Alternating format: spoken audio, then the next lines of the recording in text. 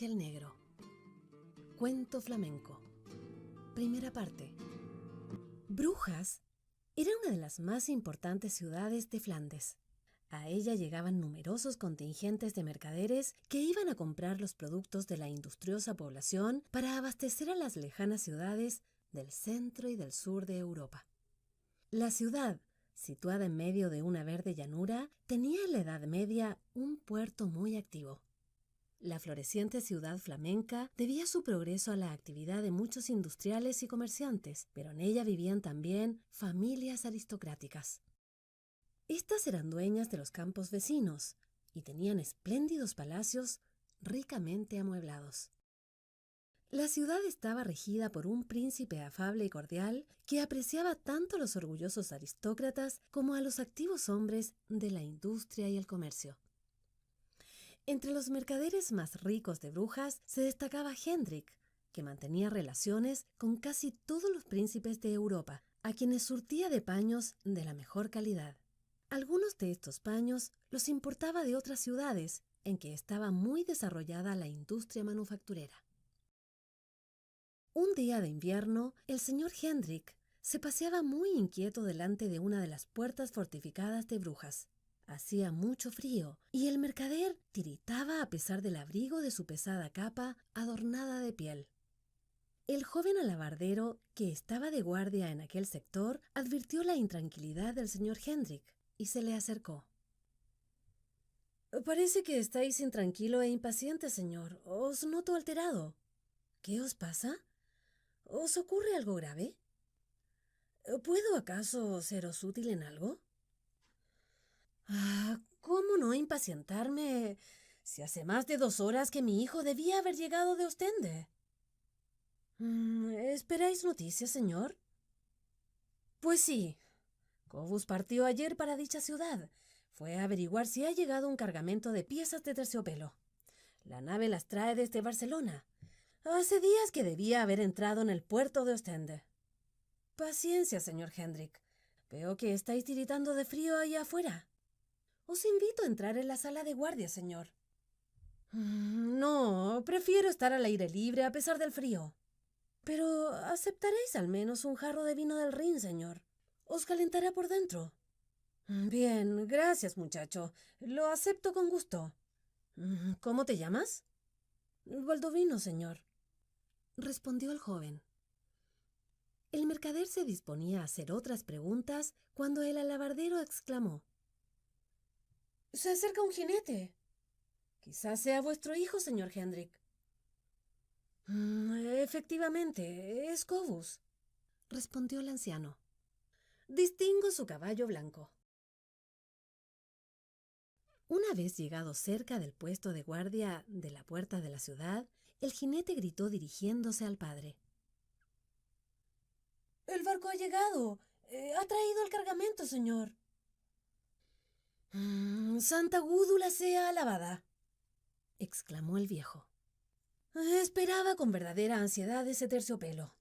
He prometido al príncipe varias piezas de distinto color y me urge cumplir la promesa. Ahora estoy tranquilo. Volvamos a casa, hijo, que ya se hace tarde para la cena». Padre e hijo saludaron al alabardero y se internaron en la ciudad. La casa de Hendrik era un fastuoso palacete que se elevaba cerca de la iglesia de San Jacobo, no muy distante del mercado de los pañeros.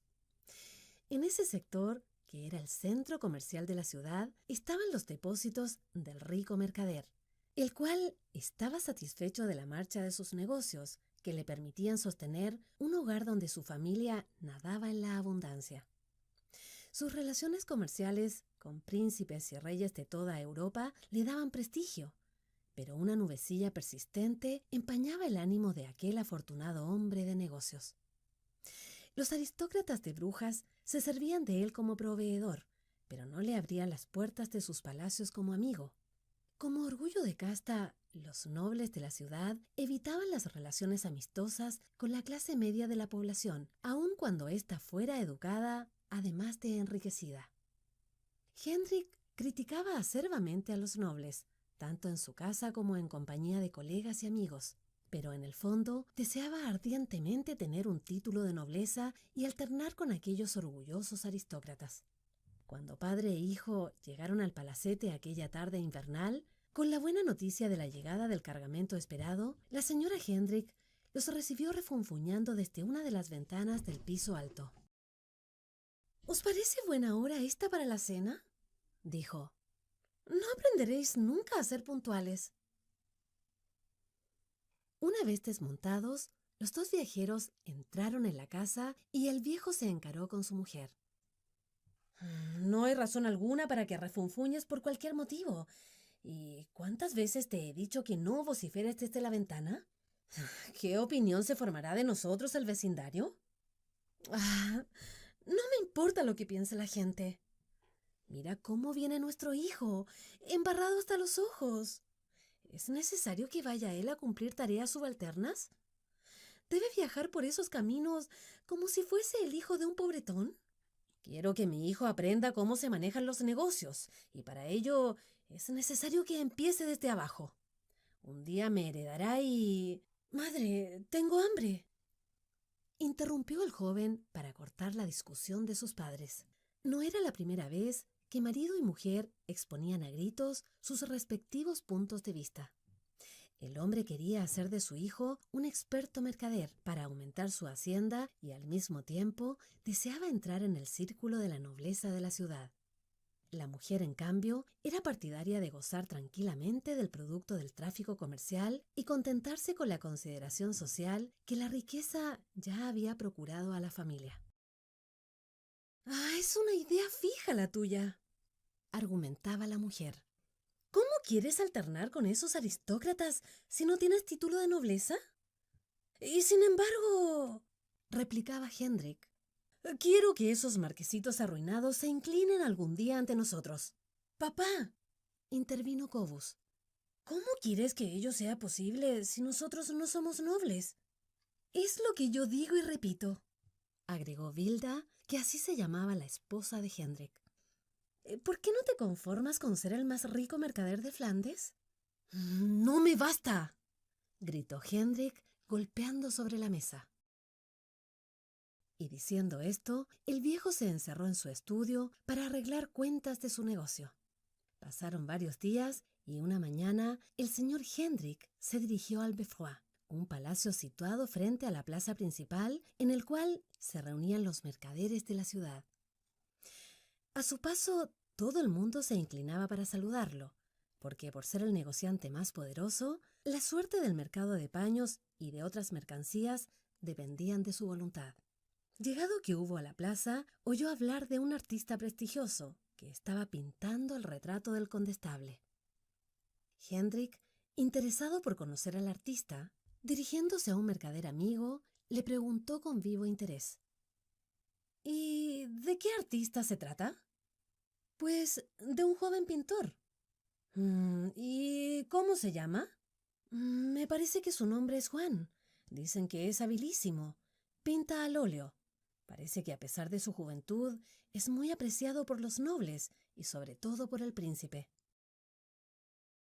Al oír estas últimas palabras, a Hendrik se le ocurrió una idea. Dirigiéndose al informador, le pidió que rogara al pintor se dignase hacerle una visita.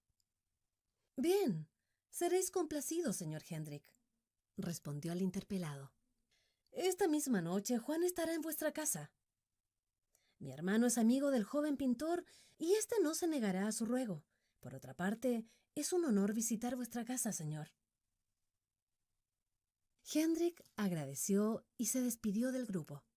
Al llegar a su casa, ordenó a su mujer que antes del anochecer se vistiera con su más suntuoso traje de brocado rojo y oro, pues vendría un famoso pintor a hacer su retrato. Vilda lanzó un suspiro ante aquella ocurrencia de su marido, pero como siempre, obedeció resignadamente.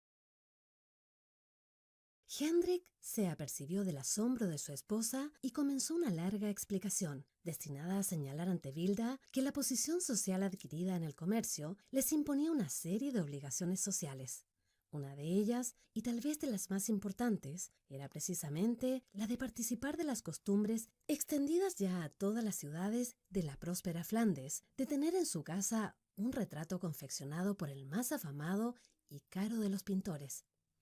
Y el retratista elegido por Hendrik cumplía sin duda alguna con ambos requisitos. Antes del anochecer, golpearon a la puerta, y los servidores de Hendrik introdujeron a un joven delgado y pálido, de largas y finas manos y ojos de mirar profundo. Saludó con una inclinación de cabeza y se presentó. «Soy Jan van Eyck. Veo que os habéis vestido como para un retrato. Los trajes son bellísimos. Trataré de que en el retrato vuestros rostros no desdigan de la magnificencia de las ropas. Empezaremos mañana, si os place». Al día siguiente, el joven pintor se hallaba en plena tarea. El joven Cobus observaba cómo trabajaba el artista y se admiraba de la destreza con que éste reproducía los matices de las ricas telas que vestían sus padres. «¿Te gusta ver pintar?», le preguntó Van Eyck. «Oh, sí, mucho. Si no os molesta, seguiré mirando». «No, no me molesta en lo más mínimo, joven. Hasta podrías ayudarme si deseas». «Bien, de 1000 amores», respondió afirmativamente Cobus. «¿Qué debo hacer?». «Bien, todo aprendiz comienza por limpiar los pinceles. Luego se inicia en la molienda de las tierras para preparar los colores». En ese momento se oyó la tos del señor Hendrik, que inmóvil junto a su mujer esperaba que el artista diera por terminada la larga pose de ese día. Antes de despedirse con un «hasta mañana», el pintor cubrió la tela con un paño y pidió que no se descubriese en su ausencia. Una vez que Van Eyck se hubo retirado, Hendrik se encaró con el hijo. «¿Qué es eso de ayudar al pintor? Yo me afano por elevarte hasta el plano de la aristocracia y tú te dispones a rebajarte a limpiar los pinceles de un retratista». «Un artista no es un hombre común, padre. Yo me sentiría feliz si pudiera pintar como Juan Van Eyck». «Ah, no digas tonterías, Cobus. Tú serás mercader como yo. Heredarás mi negocio y serás el más rico hombre de Flandes. Algún día alternarás con los nobles y quizá te vincules con alguna familia de la aristocracia». Pero Cobus no respondió. Él sabía que con su padre era inútil discutir. El último día de la semana siguiente, Van Eyck terminó el retrato de los esposos Hendrik. Cuando estos vieron el óleo, se quedaron mudos de asombro. El rincón de la sala en que habían posado estaba maravillosamente reproducido en el cuadro. Los comentarios fueron muy elogiosos y al término de los mismos, el joven Cobus se atrevió a preguntar: «¿No te parece, padre, que sería un honor para mí ser el discípulo de Juan Van Eyck?». El señor Hendrik no supo qué responder ante tan inoportuna pregunta y dirigió la mirada hacia el artista, que contemplaba la escena con una sonrisa en los labios. Y como respondiendo a una muda interrogación del dueño de casa, el pintor, tras una breve pausa, dijo: «Vuestro hijo, señor, será mercader o será pintor. Eso lo habrá establecido el destino». Y dirigiéndose a Cobus, prosiguió: «Quiero que sepas, joven, que no todo es gloria en la vida del artista. Son más las tribulaciones que las satisfacciones». El señor Hendrik, contento por la franqueza con que se expresaba el eximio pintor, quiso festejar la terminación del cuadro, honrando al autor con una invitación. «Maestro», dijo, «¿queréis honrar nuestra mesa cenando esta noche con nosotros?». Durante la comida se habló de arte. La conversación en realidad se resolvió casi en un monólogo de Van Eyck. Este se extendió sobre los grandes artistas del pasado y sobre los eminentes arquitectos, pintores y escultores de Europa. Luego habló especialmente del auge de la pintura en Flandes y aludió a la esplendidez de los nobles que encargaban retratos, a las corporaciones de los ricos gremios que encargaban carísimas obras, a los consejeros municipales que encomendaban cuadros para los edificios públicos. «¿Y pagan siempre buen precio los aristócratas por los cuadros que encargan?», preguntó el señor Hendrik. Pues a veces sí y a veces no, pero no porque no aprecien la obra, sino porque en ciertas ocasiones no disponen del dinero necesario. En este momento, precisamente una obra mía de gran aliento que debía ser adquirida por el príncipe tendrá que salir de Brujas y pasar a enriquecer la pinacoteca de un príncipe extranjero. ¡Oh! Exclamaron todos. No os asombréis. El príncipe no dispone del dinero necesario. Vaya, pero maestro, ¿cuál es el valor del cuadro? Se trata de un políptico, señor. Es decir, un conjunto de pinturas articuladas para un altar. Me ha costado mucho trabajo. Un hermano mío, que también es pintor, ha colaborado en esa obra. Estimamos su costo en $100,000. Los ojos de Hendrik brillaron al enterarse de la suma. Esta era elevadísima, pero él podría pagarla con relativa holgura. Van Eyck se dio cuenta de que el momento era propicio y continuó. Claro que si algún ciudadano de Brujas adquiriera la obra y la donara al príncipe como testimonio de adhesión y homenaje... El rico mercader no necesitaba de más insinuaciones. Se puso en pie y con voz solemne dijo: Maestro, os pagaré los $100,000 y os ruego que seáis vos mismo quien ofrezca la obra al príncipe en nombre de la familia Hendrik. El joven Cobus corrió a abrazar a su padre y Van Eyck expresó su profundo reconocimiento. Estoy seguro, señor Hendrik, de que vuestra actitud será bien interpretada, no solo por nuestro augusto príncipe, sino por toda la población. Y efectivamente, todo sucedió como lo había previsto el pintor. Los colegas del señor Hendrik se apresuraron a felicitarlo en cuanto se difundió la noticia de la importante adquisición, y los nobles saludaban cortésmente al viejo mercader cuando se cruzaban con él en las calles de la ciudad.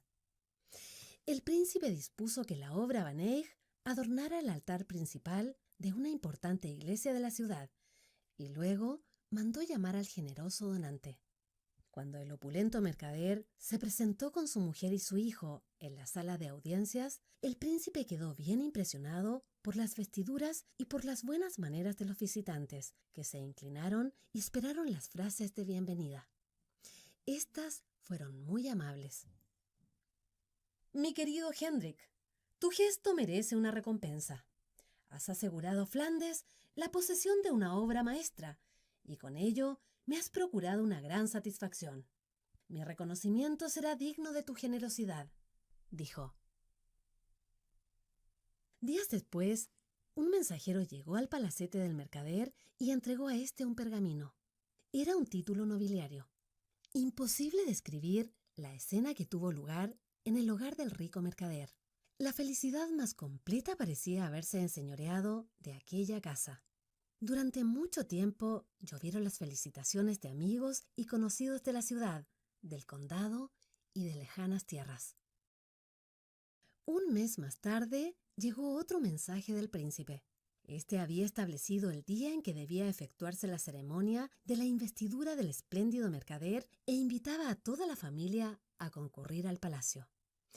Toda la nobleza del condado se reunió en el palacio del príncipe. La ceremonia de la investidura se efectuó en el gran salón de fiestas. En medio de un gran silencio, el príncipe habló así a sus súbditos. Nobles señores de Flandes, os he citado para que me acompañéis a honrar al señor Hendrik con el título de conde de Beffroi. Este activo comerciante ha conquistado fama de honrado y generoso. Sus méritos obligan a nuestro reconocimiento. Luego indicó al flamante conde que se acercara. Este se adelantó hasta el trono, se arrodilló y esperó pálido y tembloroso. Lo embargaba una intensa emoción. Cuando el príncipe golpeó sus hombros con una larga espada, mientras pronunciaba la fórmula consagratoria, «Conde de Beffroi, alzaos». Una salva de aplausos llenó la sala. A continuación, empezaron los abrazos y apretones de mano. Todos los nobles cumplimentaron al nuevo colega, a la esposa y al hijo. «Querido conde de Beffroi», dijo en alta voz el más anciano de la corte, Espero que no tendréis inconveniente en honrar mi casa acompañado de vuestra familia.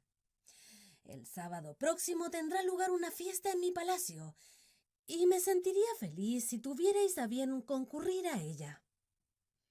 Bien, pues el honor será mío, conde, dijo. Y tras aquella invitación llegaron muchas. Todos los nobles de la ciudad y del condado abrieron las puertas de sus palacios al nuevo noble. Otro mensaje del príncipe llegó al nuevo conde unos días después. En él se pedía que el joven Cobus formara parte de la corte en calidad de escudero hasta que llegara el momento de ser armado caballero. En medio de tantos honores y actividades sociales, nuestro héroe cuidaba sus negocios. La confianza del príncipe aumentó el crédito de su firma. El nuevo conde de Beffroi llegó a ser el más importante hombre de negocios de Europa. El príncipe lo nombró consejero y desde entonces nada se hacía en Flandes en materia económica sin la previa aprobación del viejo mercader. La nueva vida resultaba absorbente para Hendrik, pero el antiguo mercader se desenvolvía con placer en medio de las actividades a que lo obligaba su recién adquirida posición social. Su labor comercial se desarrollaba con facilidades con las cuales no hubiera podido ni siquiera soñar algún tiempo antes, y la consideración pública dentro del nuevo medio donde debía actuar se manifestaba proporcionada a las riquezas que estaba acumulando con una rapidez que le hubiera resultado increíble en el cercano pasado. El comerciante parecía haber reunido en su persona todas las ventajas sociales, las propias de los hombres de su originario medio social, acostumbrados al duro trabajo del tráfico y el comercio, y al mismo tiempo gozaba de todos los privilegios reservados a la clase de los nobles, amigos confidentes del príncipe y los ejecutores fieles de sus decisiones y de su voluntad. Como comerciante, Hendrik tenía estrecho contacto con el bullicioso barrio de los traficantes, cambistas, exportadores y armadores de barcos. Con todos ellos se reunía y trataba de las fructuosas operaciones que sus agentes llevaban a cabo comerciando con las mercancías traídas en las bodegas de los barcos procedentes de las tierras eternamente caldeadas por los soles del trópico o por las arrancadas a las heladas tierras del norte. Con ellos, sus antiguos amigos, conversaba de los temas que les eran familiares, de ganancias y aventuras donde los riesgos se presentaban rodeados de la esperanza de beneficios fabulosos. Más tarde, al caer la noche, el personaje adquiría la condición de conde de Beffroi, lo mismo que si asumiera una distinta personalidad. Y entonces trataba con los personajes que constituían la corte del príncipe. Con ellos también Hendrik tenía muchas cuestiones comunes de las cuales tratar, pues la política, con harta frecuencia, aparecía colocada en el camino del comerciante, algunas veces para facilitar las ingentes operaciones que él o sus amigos del barrio de los traficantes emprendían. Algunas veces se trataba de facilitar el acceso de sus agentes a las mercancías exportadas por algún príncipe de las lejanas costas del Malabar o de las islas de la especiería, otras de los intereses de los navegantes, amenazados por la codicia de las ciudades de la poderosa Liga Hanseática, siempre dispuesta a cerrar el mar Báltico a los barcos de las ciudades y reinos que no se hubieran sometido a sus despóticas disposiciones. Y la intervención de Hendrik era siempre oportuna. Sus indicaciones solían resultar convenientes por igual para los intereses de los mercaderes del ruidoso y siempre inquieto barrio de los muelles, como para los personajes políticos que velaban por el prestigio y el poder del príncipe. Un día llegó de visita el pintor Van Eyck y pidió que permitieran al joven Cobus viajar con él hasta Italia. Me he propuesto conocer a los grandes artistas de aquel lejano país, donde podré apreciar también las obras de los antiguos. Me sería muy grata la compañía de vuestro hijo. Es un joven inteligente que sacará mucho provecho del viaje.